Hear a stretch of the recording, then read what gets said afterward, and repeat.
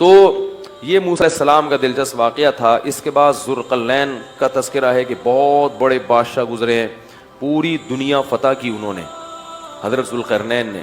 قرآن کہتا ہے زمین کے مشرق کی انتہا میں بھی پہنچے اور زمین کے مغرب کی انتہا میں, اور ایک ایسی قوم کے پاس پہنچے ذوالقرنین کہ وہ قوم حضرت ذوالقرنین کی زبان نہیں سمجھتی تھی.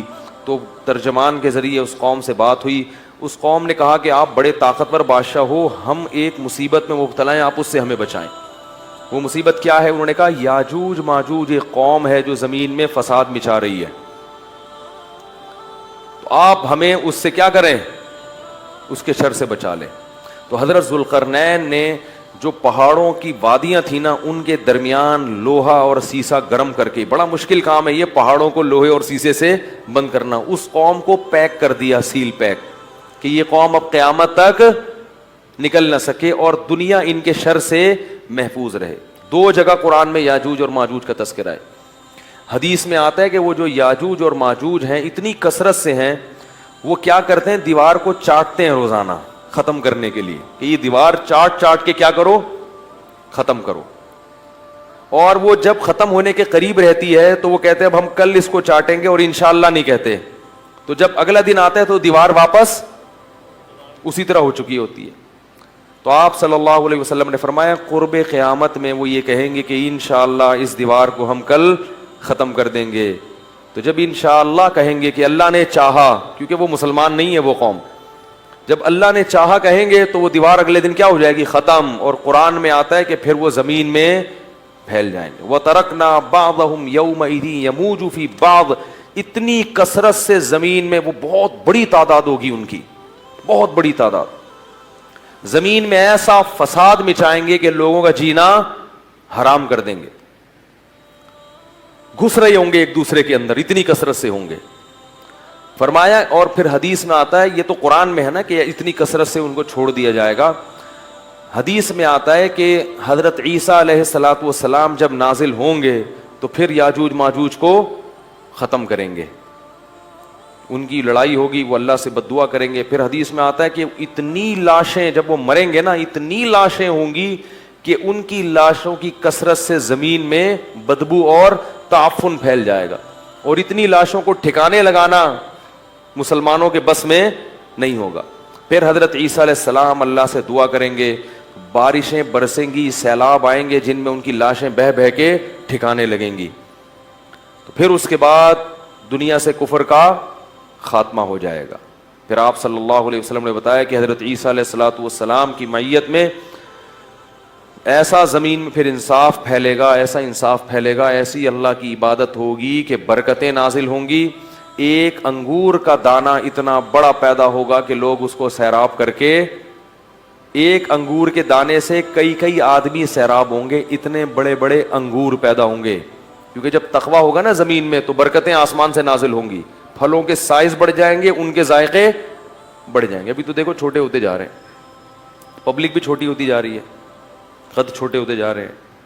وہ ٹھگنی سے ایک آدمی کی شادی ہوئی کسی چھوٹے قد کی عورت سے, بچے اتنے سے. اب وہ ماں بچوں کو کھلا رہی ہے, بڑے ہی نہیں ہو رہے, وہ ماں پہ گئے قد میں.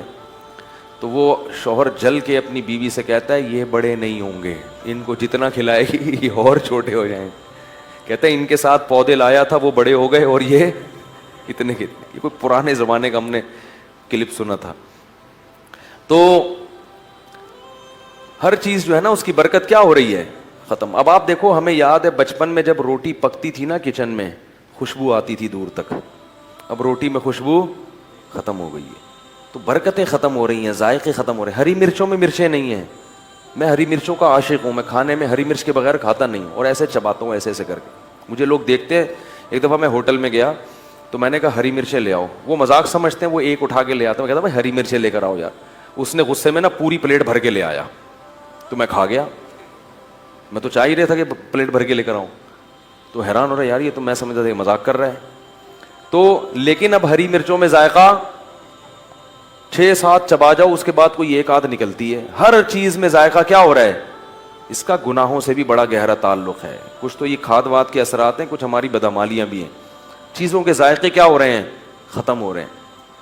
تو انار حدیث میں آتا ہے اتنا بڑا پیدا ہوگا کہ انار کا جو چھلکا ہے نا اس میں اس کو لوگ سائبان کے طور پہ استعمال کریں گے. اتنے بڑے بڑے چھلکے لوگ اس میں بیٹھ کے چھاؤں کے طور پر رکھیں گے. اتنے بڑے انار پیدا ہوں گے اور ایسے ذائقے دار.